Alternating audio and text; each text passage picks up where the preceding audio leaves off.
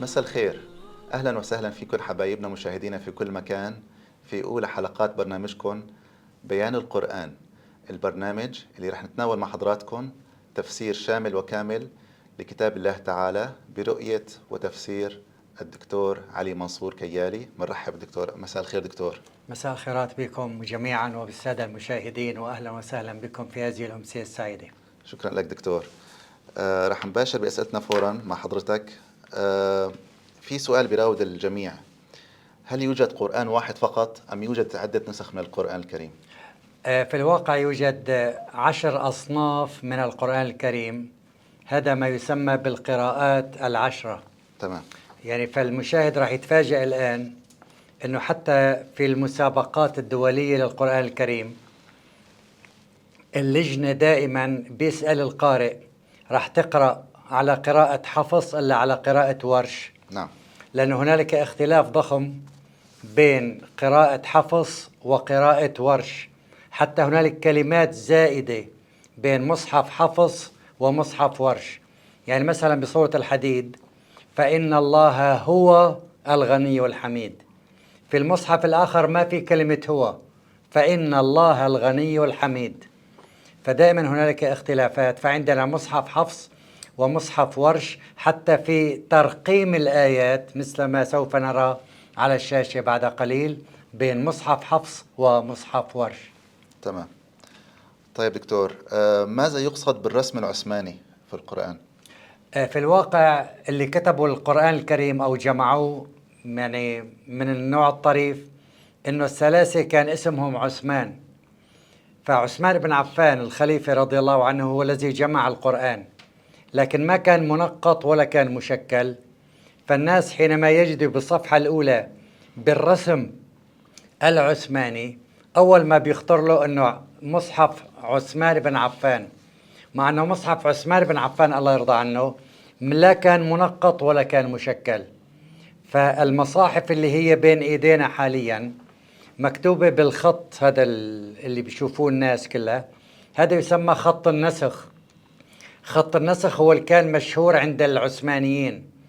فهذا مشغول القرآن كتب بأيضا اللي كتبه باسطنبول اسمه عثمان ابن علي أفندي، خطاط تركي، كتب فقط 25 نسخة من هذا القرآن. فحاليا أي خطاط مثل الخطاط عثمان طه اللي عم بيكتبوا حاليا بالسعودية بيقول لك بالرسم العثماني، يعني كوبي عن نسخة ليس عثمان بن عفان، لا، عن نسخة عثمان ابن علي أفندي اللي كتبه باسطنبول. هذا هو معناتها بالرسم العثماني. فالقرآن ليش بيكتبوا على أول صفحة بالرسم؟ لأنه القرآن ما له علاقة بقواعد الإملاء المعروفة. يعني الصلاة في القرآن مكتوبة الصلوة، بينما في الخط الإملائي في المدرسة بدنا نحطها بحرف الألف. لذلك نحن عم ناخده كوبي بالرسم العثماني. ورسم القرآن أو رسم الكلمة في القرآن إلى تفسير خاص. لحد الآن كل المفسرين ما وقفوا عند رسم الكلمة في القرآن الكريم. أيوة. فرسم الكلمة في القرآن الكريم ضرورية جدا. أحيانا فرضا كلمة إبراهيم بسورة البقرة فقط مكتوبة كل كلمة إبراهيم 22 مرة بدون حرف ياء. في باقي القرآن مكتوبة إبراهيم مع حرف الياء. فلماذا بسورة البقرة ما في حرف ياء بس بسورة البقرة؟ يعني ما حدا منتبه له. طيب هل الخطاط العثماني في اسطنبول مين أوحى له انه يعني هو نفسه اللي كتب كلمة إبراهيم بسورة البقرة وكتب كلمة إبراهيم بغير سورة البقرة، فمن الذي أوحى له أن في سورة البقرة ما بتحط ياء لكلمة إبراهيم؟ في باقي القرآن كله حتى آخر آية في القرآن إن ورد فيها إبراهيم، إن هذا لفي الصحف الأولى صحف إبراهيم وموسى. السبب لأنه إبراهيم في السابق على زمن قومه كان اسمه إبراهام بدون حرف الياء، ففي سورة البقرة لما عم بيحكي عن إبراهيم وعلاقته مع قومه أوحى له الله أنه بتكتب إبراهيم بدون حرف الياء حتى تكون منسجمة مع حوار إبراهيم مع قومه. عفوا دكتور على المقاطعة، بس بنلاحظ انه النسخ الحديثة ما بتطابق مع الرسم العثماني، ومع ذلك بيكتب عليها بالرسم العثماني. هاي المشكلة الخطاط عثمان طه. يعني فرضا إذا أخذنا سورة الفاتحة منطلع منشوف بسم الله الرحمن الرحيم، هي ما هي آية في مصحف عثمان ابن علي أفندي اللي النسخة الأصلية التي كتبت في اسطنبول. فعثمان طه حاليا حط لها رقم 1، فاختلف ترقيم كل آيات الفاتحة بين مصحفين، مصحف الحافظ عثمان ومصحف عثمان طه. فإذا سألنا هلق حاليا أي إنسان على الإطلاق هيك سؤال بسيط جدا وعفوي، قلنا له عطينا فقط الآية الأخيرة من سورة الفاتحة، رح يجيك 50 جواب والكل غلط، مع أنه بس عم نقول له عطيني الآية الأخيرة من سورة الفاتحة. طيب سؤال، ما هي الآية الأخيرة بسورة الفاتحة؟ يعني هي كل واحد يعطينا الآية الأخيرة من سورة الفاتحة. واحد بيقول لك ولا الضالين، بنقول له غلط. واحد بيقول لك غير المغضوب عليهم ولا الضالين، بنقول له غلط. في مصحف الحافظ عثمان النسخة الأصلية الآية الأخيرة تبدأ بكلمة غير المغضوب عليهم ولا الضالين. فلما اجى عثمان طه وضع للبسملة الآية رقم 1، فصار عنده عدد الآيات 8، هي الآية 7 آيات، فراح للآيتين الأخيرات دمجهم مع بعض. فعند المصاحف الحديثة حاليا الآية الأخيرة تبدأ بكلمة صراط الذين أنعمت عليهم غير المغضوب عليهم ولا الضالين، كل آية واحدة هي الآية الأخيرة. تقريبا ثلث الفاتحة جمع بآية واحدة. فهذا هو صار الخلاف.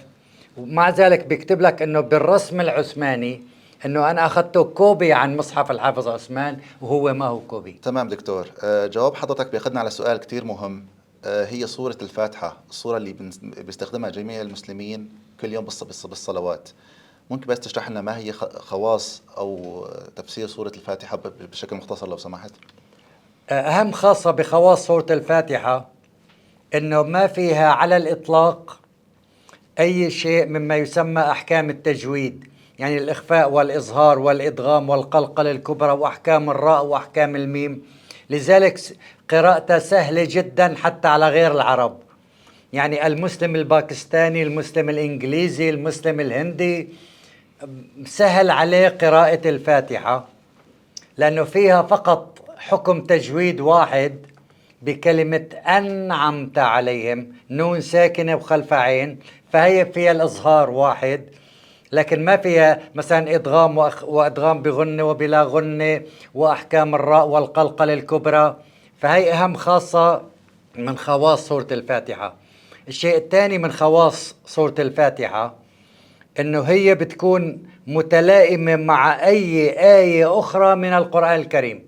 يعني بعد قراءة الفاتحة بالصلاة بإمكاني أقرأ ما أشاء من القرآن الكريم وراها مباشرة، إذن هي متوافقة مع كل القرآن الكريم.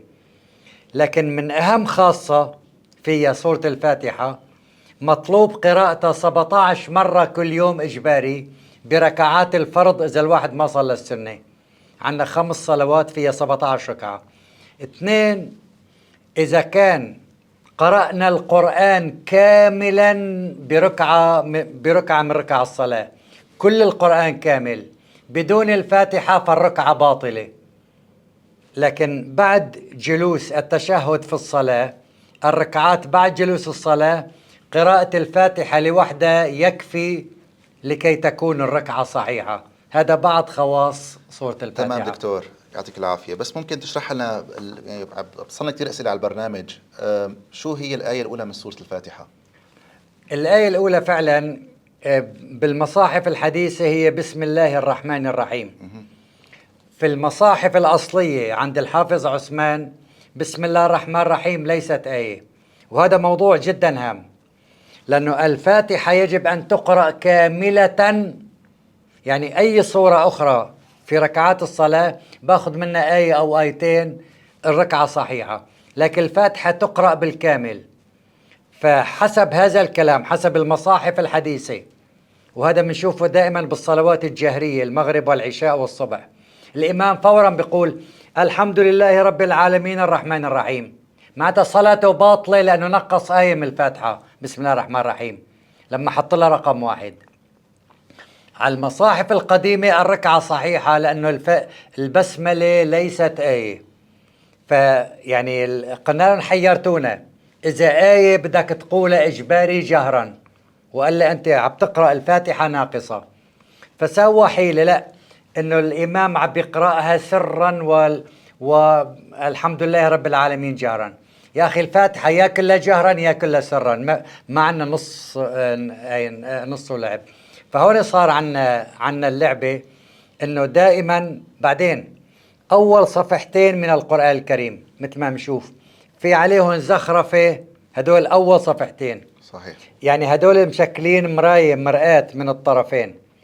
فطالما البسملة في سورة البقرة ما هي آية، فالمفروض إنه حتى تكون متناظرة مع الطرف الثاني تكون البسملة ما هي آية رقم 1 بسورة الفاتحة.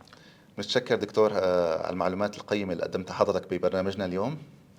شكرا لكم جميعا، وإن شاء الله يعني هذه الحلقات ربما تكون حوالي 2000 حلقة تقريبا نحن نمر فيها على القرآن الكريم كلمة كلمة آية آية حرف حرف. أحيانا الحرف في الآية يغير المعنى جملة وتفصيلا. مثلا بسورة الكهف الخضر يقول إلى موسى عليه السلام إنك لن تستطيع معي صبرا. نعم. رجع قال له ألم أقل إنك لن تستطيع في حرفين تاء. آخر الشيء قال له ذلك تأويل ما لم تستطع، فلماذا حذف التاء الثانية؟ هذا أيضا له تفسير، فإن شاء الله رح نوضح كل هذه الأمور إن شاء الله مع الرسومات العلمية والفقهية. أكيد، والشكر موصول لكم حبايبنا في كل مكان على حسن الاستماع. تبقوا بخير وصحة وسلامة. مع السلامة.